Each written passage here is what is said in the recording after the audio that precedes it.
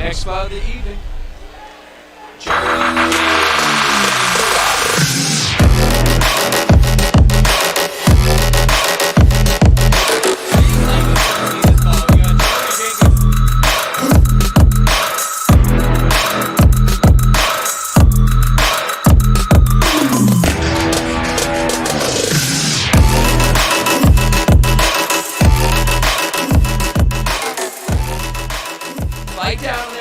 And they throw a grenade. If you're fighting somebody from FA boxing, you're trying to survive those 6 minutes. They come out fast and furious. And trained by Firat. Let's hear it for Jeremy Atomic Blood Jenkins. Now, a couple considerations there. Coming out to DMX, right, is already a 100 out of a 100. To be accompanied to the ring by boxing icon Peter Manfredo, that's another thing. Lastly, it should be noted that the Atomic Bull is a nickname shared by none other than Oliver McCall, the gentleman that handed Lennox Lewis his first loss. Great nickname. Atomic Bull, great name. Kevin Hope, third ring.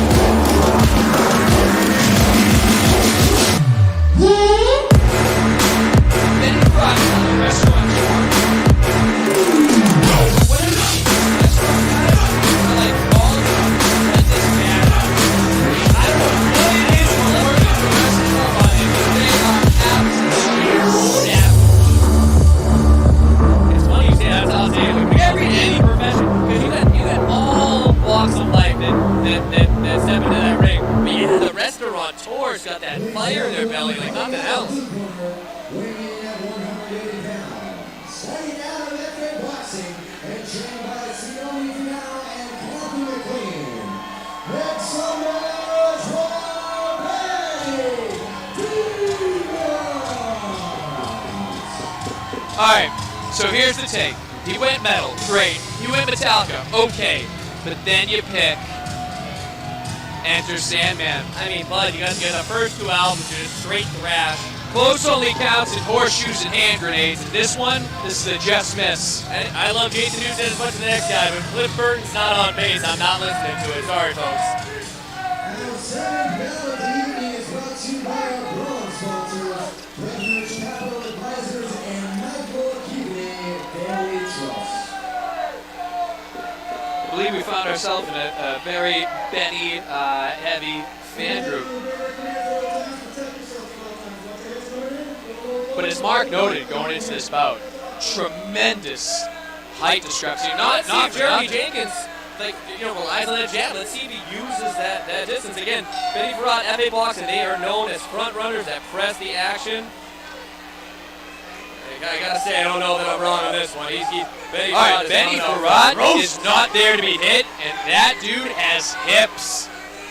Looking at Jenkins, right? Jenkins got biceps like you wouldn't believe. He's ripped and shredded, but he can't keep him off.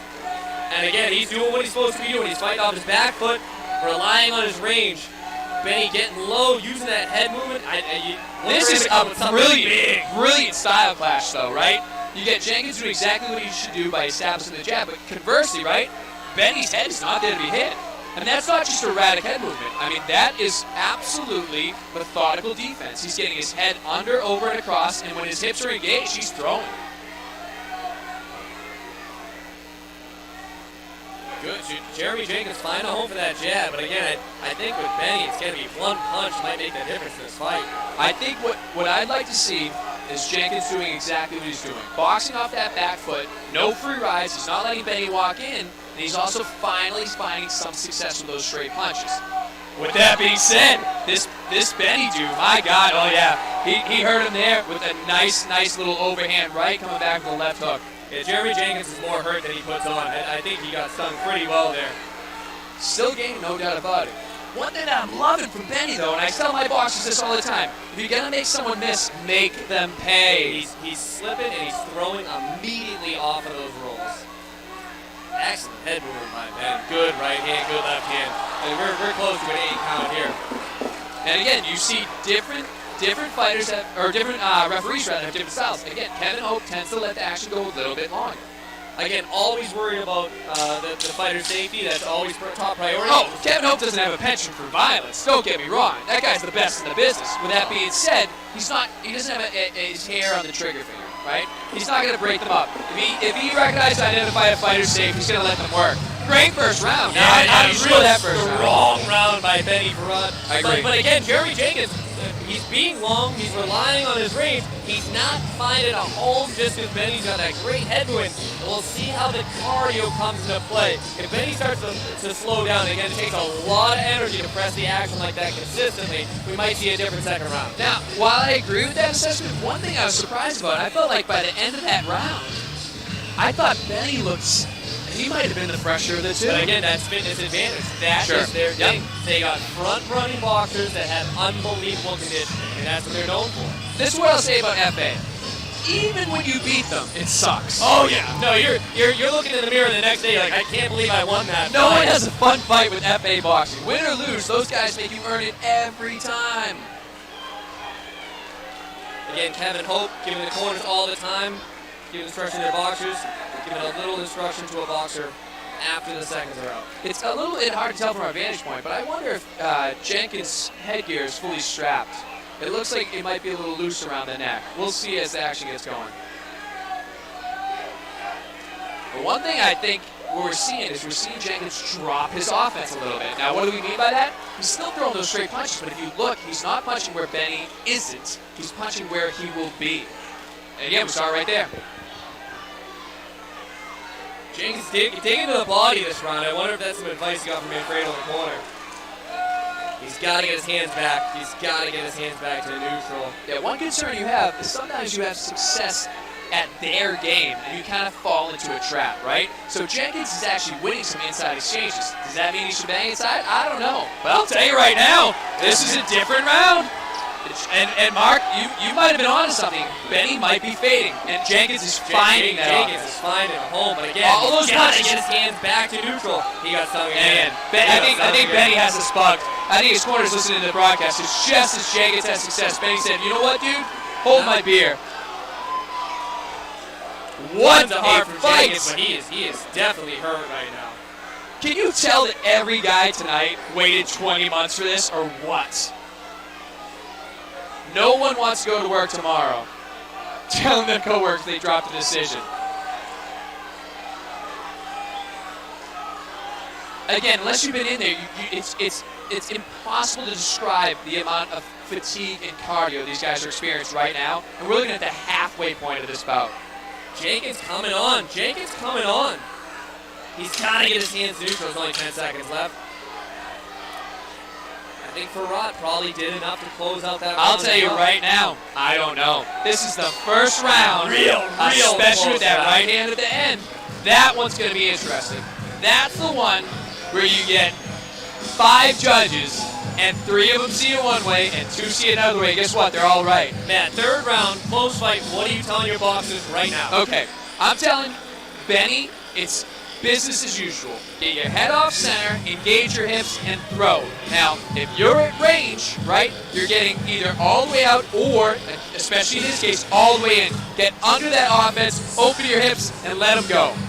Now, conversely, right, Jenkins is a little bit interesting in the sense that you would think he's the longer, more conventional, jab boxer. But what I like from Jenkins is he's putting his combinations together. It's not just 1-2, 1-2, right? He's throwing his jab. If the head isn't there, right, he's shoveling an uppercut to the body. He's ripping a left hook to the liver. So I think Jenkins needs to unload and dump anything he might have in reserves. Yeah, there's one thing about being long in that range when it's the first round of the fight, but when you got the fight on the line, third round, you got to start trading just a little bit. I want to see his hands get back to neutral. He's got to bring his hands While back. his hands are low, you got to give it up to Manfredo in that corner, because he must have said, dude, you need to aim right between his shoulder blades, because his head is not where it starts, right? His head, watch, right in the middle, bang, off center, right? Again, in the middle, bang. All right, that time you caught him. But every time his head's off center, so what do? You throw that straight offense, but you aim it between his shoulder blades, right? There it is again. Again, the head's not there. Jenkins is coming on. Jenkins is coming on. I think Firat's finally fading. Depending on how this round plays out, the scorecards could get interesting. But again, this If you're goes back. Jenkins, you can't take your foot off the gas. No. You're having some success. Again, you had a real tough first round. You got to close out this fight. If I'm Jenkins, if I feel the ropes on my back, I'm going to treat him like hot lava and immediately get off. He's got to take center, spin out just like that. Now right there, engage. Don't let Benny set his hips. As soon as Benny sets those hips, you know the grenades are coming. He's got to drop that offense again. Now Benny again, he's getting his head off center, but I need to see him open those hips and throw punches off of that. Right like that. Now again, even though he didn't find the home. He's got to rip to the body. If he can't find that head, he's got to lower that offense. But man, he's having success in this exchange. He's having some real success right now. We're looking at two different fights right now. The first round, all Benny. This third round, all Jenkins. This is hard. This is what you're seeing right now. Oh, right here. That's heart. That's will. That's determination. That's not boxing. That's biting down and finishing that third round. I think these guys held for maybe 2 seconds of this 6-minute bout. Someone's got to decide right here. Sensei, this is the closest bout of the night, in my opinion. You got a chance to set an exclamation point. All right, Marco, this is where it gets interesting. I'll tell you right now, I think it's gonna be a split decision. Okay. That's a coin flip fight, in my opinion. I'll tell you why I think it's going to be a split decision. You and I both agreed that Benny did enough in that first round. Is that correct? No doubt about it. How did you score that third round? That third round, I gotta tell you, I think Jenkins definitely did enough to take it. Once again, I agree with you, which brings us back to the second round. Now, in a vacuum, at the moment, you did believe Benny did enough. That is correct. In the moment, if we're being totally honest, I thought Jenkins might have snuck it out. Now, I'll tell you why additionally. I alluded to this earlier in the night. Sometimes, right, it's the subjective nature of the sport. Sometimes you fall into the habit of when you don't need to necessarily win the next round. You just have to have a much, much, much closer round. And when it's a coin toss, when you come back, sometimes it plants that seed. It's the natural bias of boxing. So the prediction right now is a split decision. If you had to pick a winner, you can pick whoever you like. Who are you picking? I'm going Jenkins. If I had to make a choice, It's close. It's close. I honestly don't know. You're gonna split this here. I mean, did I not call No it? surprises here. Your winner, out of the blue corner. And Mark is still flawless on the night. Now again, that's one of those fights though, right? No one lost that fight. Absolutely. And every USA boxing official will tell you the same thing. Look, there are no